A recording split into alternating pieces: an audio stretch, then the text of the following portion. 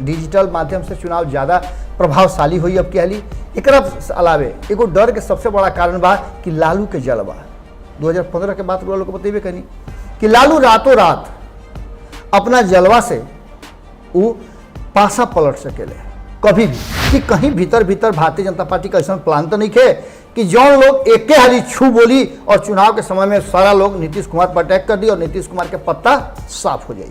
ये डर नीतीश कुमार के बाद, यही से नीतीश कुमार अपन बाह मजबूत करे खातिर महागठबंधन से एक तो एमएलसी एमएलए तूड़े के फेरा मांग और दूसरा महागठबंधन के दल के भी अपना दल में अपना नज़दीक अपना भीरी ले आवे के तैयारी करता। एक साथ साथ एगो तैयारी और चल रहा बा कि तीसरा मोर्चा के हवा पानी मजबूत कल जा रहा बा। नीतीश कुमार के फसल बा, कहीं यह लोग के मन मिजाज बदल गई और बदले में विपक्ष कामयाब हो गई तो नीतीश कुमार के अब कहली गोटी लाल होके के जगह पर करिया हो गई। सेंधमारी जबरदस्त चल रहा बा और कभी भी आरजेडी से 2 दर्जन के आसपास विधायक उनका खेमा में चल दी हैं।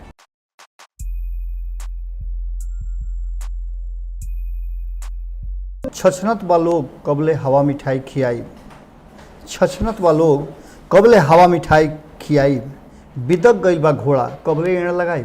गोड़ लागतनी हियरा से अभिनंदन बरवलो के अपना कार्यक्रम जना के नाम हो खूटा ठोक के रोज देख लो कब की हेडलाइन में का लिखल बा, नीतीश कुमार के अलगे तैयारी बा।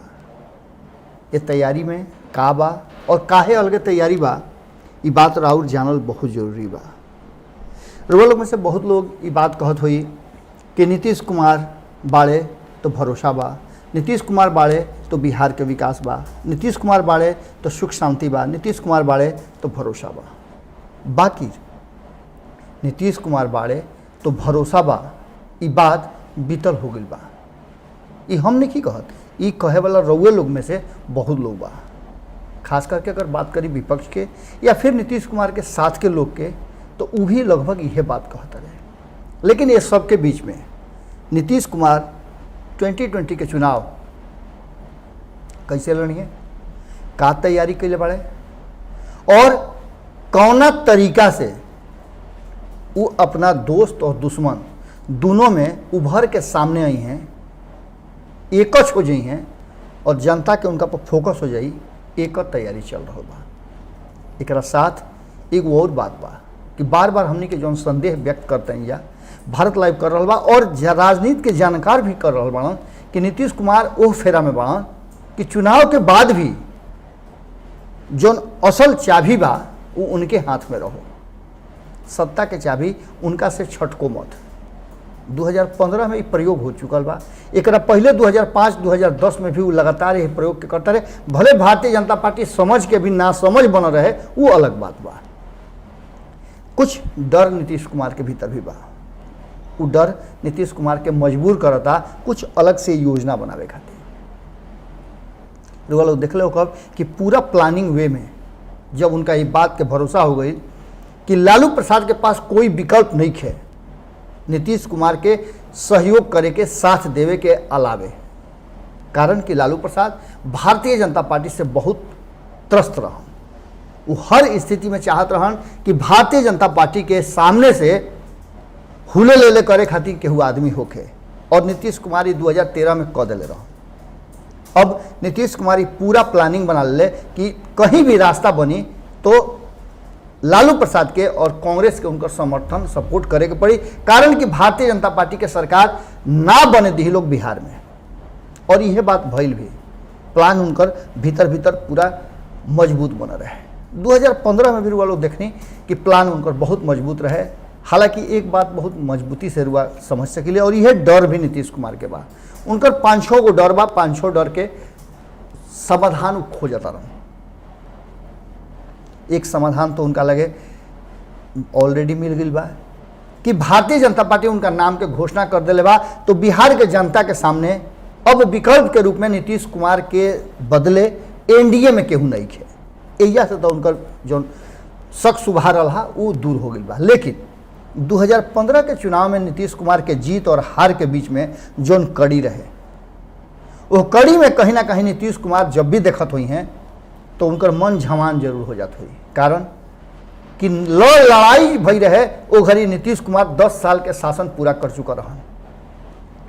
एह बीच में उनकर करीब 2 साल के शासन और एकच भी रहे 2013 से 2015 के बीच में। एक पहले एगो लोकसभा के चुनाव भी भई रहे जौना में करारी हार नीतीश कुमार के भई रहे। एक बाद 2005 और 2010 के 2 साल के जो उनकर काम रहे वो काम के उनका लगे बहुत बड़ा एगो फायदा रहे। लेकिन ओकरा बावजूद भी लालू प्रसाद जिनका के हरा करके वाई रहन वो 2015 में उनका से बेसी सीट ले जबकि दोनों बराबर बराबर सीट पर रहन। अब नीतीश कुमार के 2020 के चुनाव में यह बात ज़्यादा मजबूर करता और एकरे से बाहर निकले खातिर वो योजना बना रहा बड़े। वो लगातार देख लो कि आरजेडी के एमएलसी के तोड़ करके अपना पार्टी में शामिल कराना एक पहला डर के पाटे खातिर एगो रास्ता रहा। अभी भी बात कहल जा रहा बा कि सेंधमारी जबरदस्त चल रहा बा और कभी भी आरजेडी से 2 दर्जन के आसपास विधायक उनका खेमा में चल दी हैं। हो सकेला कि ऐसा हो जाए। और ई डर के दूसरा कारण बा एक साथ साथ एक डर और बा नीतीश कुमार के डर के फहरिस्त लंबा बा और यही चलते तैयारी भी मजबूत हो रहा बा।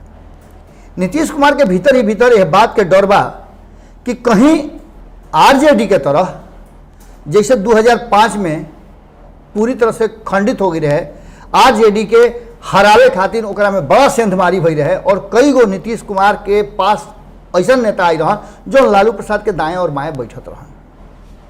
एक बार फिर से 2020 में यह तैयारी चल रहा बा और यह वो डर के दूर करे खातिर नीतीश कुमार अपना के मजबूत करता रहे। रुआ रात बिरात में अनहरिया में जब भी कोनो परछाई देखो तो डर होत हुई तो मोबाइल बा तो मोबाइल जलावत हो या फिर रुआ हनुमान चालीसा के जाप करत हो या जौन भी रुआ लगे साधन बा उस साधन से अपना के मजबूत करे के प्रयास करत हो। वैसने सुपर स्टेटस जौन बा उ नीतीश कुमार के भी हो रहा बा।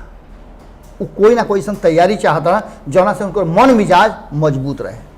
एक साथ साथ डर के और भी कई कारण बा। 15 साल तक नीतीश कुमार शासन कैले और 15 साल के बाद एंटी इनकम्बेंसी भी लागू होला।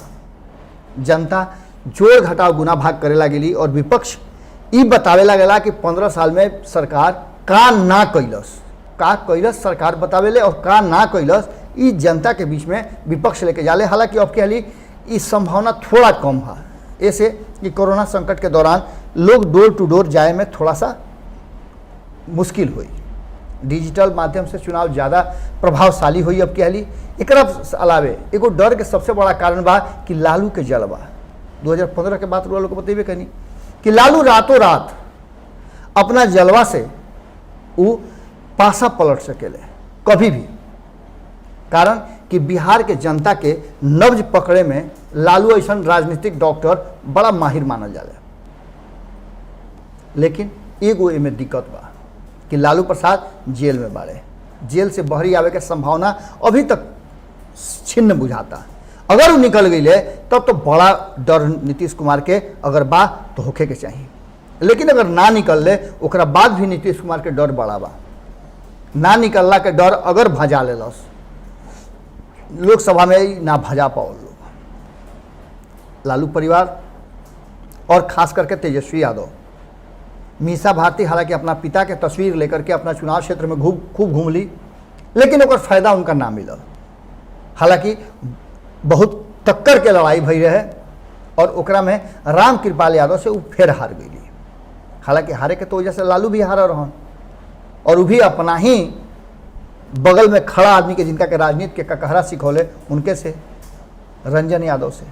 लेकिन खैर आगे के बात बा कि कहीं ना कहीं लालू प्रसाद के अगर नाम के उनका बीमारी के उनका जेल के और लोग के अंदर में अगर उनकर गरीब गुरबा के नेता के रूप में, सामाजिक आंदोलन के नेता के रूप में, जेपी आंदोलन के एक बड़ चेहरा के रूप में, 15 साल शासन के रूप में, दया के रूप में, संवेदना के रूप में अगर इस जगावे में तेजस्वी यादव और आरजेडी या उनका साथे वाला दल कामयाब हो गई तो नीतीश कुमार के डर होके के चाहिए। कारण कि तब पासा पलट सकेला। एकरो से बड़ा डर बा कि एनडीए में रुआ देखा तानी कि कौना तरीका से सब कुछ चल रहा बा। एनडीए में भारतीय जनता पार्टी लगातार नीतीश कुमार के साथे बा, ई बात के घोषणा कर रहा बा। लेकिन भारतीय जनता पार्टी के अंदर जब नीतीश विरोधी खेमा बा, ओकर चुप्पी नीतीश कुमार के ज़्यादा डरवा रहा बा कि कहीं भीतर भीतर भारतीय जनता पार्टी का ऐसा प्लान तो नहीं है कि जौन लोग एके हाली छू बोली और चुनाव के समय में सारा लोग नीतीश कुमार पर अटैक कर दी और नीतीश कुमार के पत्ता साफ हो जाई। ये डर नीतीश कुमार के बाद, यही से नीतीश कुमार अपन बाह मजबूत करे खातिर महागठबंधन से एक तो एमएलसी एमएलए तूड़े के फेरा मांग और दूसरा महागठबंधन के दल के भी अपना दल में अपना नज़दीक अपना भीरी ले आवे के तैयारी करता। एक साथ साथ एगो तैयारी और चल रहा बा कि तीसरा मोर्चा के हवा पानी मजबूत कल जा रहा बा। अगर नीतीश कुमार के महागठबंधन यानी कि आरजेडी के अगुवाई वाली खेमा और बीजेपी के अगुवाई वाली खेमा से अलग कहीं विकल्प के तलाश करे के हुई तो नीतीश कुमार का करी ओकरा खातिर तीसरा विकल्प के रूप में एक मजबूत खेमा तैयार करता रहे, जौन की रुआ लोग के नज़र भी आवत हुई। चिराग पासवान विरोध कर रहा बड़न और भारतीय जनता पार्टी चुप बा उनका विरोध पर। हालांकि अमित शाह से जौन बातचीत भइल वो बातचीत के लब्बो लुआब का बा ये तो बाद में पता चली ओकर असर का हुई, लेकिन कहीं ना कहीं अंगुरी डाल करके भारतीय जनता पार्टी के जो रणनीतिकार बड़े वो नीतीश कुमार के बार बार चेक कर रहे बड़े। सुशील मोदी लगातार हमलावर बड़े आरजेडी पर, लेकिन भारतीय जनता पार्टी के और भी नेता के रुआ देखले हो कब कि आरजेडी पर हमला कम होता और प्रधानमंत्री नरेंद्र मोदी के योजना उनकर क्रियाकलाप उनकर शैली के प्रचार ज़्यादा हो रहा बा बनिस्पत नीतीश कुमार के 5 साल के और 15 साल के शासन के। इस सब बात के बाद एगो सबसे बड़का बात बा कि नीतीश कुमार जौना तरीका से अपन सत्ता के आगे लेके बढ़त रहे उनका यह बात के डर बा कि ई जौन 15 साल के पोल खुल गई बा नीतीश कुमार के सुशासन के, न्याय के साथ विकास के, सबके समानता के, रोजगार सृजन के, ये सब के पत्ता पोल खुल गई कोरोना संकट के दौरान। और कहीं ना कहीं हमें बड़ा भूमिका प्रधानमंत्री नरेंद्र मोदी के भी बा जो नीतीश कुमार के पूरी तरह से एक्सपोज करवा दिले। कैसे तो एक बहुत हिडन एजेंडा बा। कोरोना संकट के दौरान रुआ के लॉकडाउन में अपना घर में रहे के बात कहल गई और एकरा साथ साथ घर में रहला के बाद रुआ मूलभूत आवश्यकता के जरूरत के महसूस होखई के बा, खाना पीना खातिर, घर परिवार खातिर, और कैसे रुआ अपना परिवार के पेट पोषब एकर रास्ता पूरी तरह से बंद हो गई। फैक्ट्री बंद हो गई, देश भर में लॉकडाउन लागू हो गई और ऐसा स्थिति में बिहार से जो करोड़ों के संख्या में मजदूर अलग अलग राज्य में काम करते रहन वो वापसी के चिल्लाए लगले, उनका खाना पीना के दिक्कत हो गई, उनका परिवार के भोजन पानी के दिक्कत होके लागल और ये सबसे बड़ा कारण हो गई लोग आवे खातिर जिद करे लागल। नीतीश कुमार पहले कहले कि ना ले आई, फिर बाद में ले आवे के प्रयास कैले और ले अइले तो अब वो लोग के रोजगार के समस्या सबसे बड़ा हो गई बा और ये वोटर भी बाड़ा ना ये स्टूडेंट बाड़े ना ही वो खाता में आवता रहे जौन की वोटर ना होखस, इस सारा लोग वोटर बा और ये वोटर के साथ साथ इनका परिवार के एक व्यक्ति पर अगर 4 लोग भी मान ली तो इस संख्या नीतीश कुमार के हरावे खातिर काफ़ी हो रहा बा। ई डर नीतीश कुमार के बार बार साल रहा बा और यह कारण बा कि वो बहुत बड़ी तेजी से योजना बना रहा बाड़े और ये योजना कितना कारगर हुई 2 महीना में एकरा पर भी प्रश्न चिन्ह लागता। हालांकि तेजी बहुत ज़्यादा बा। अब एकरा पर पूरा दारोमदार नीतीश कुमार के फसल बा।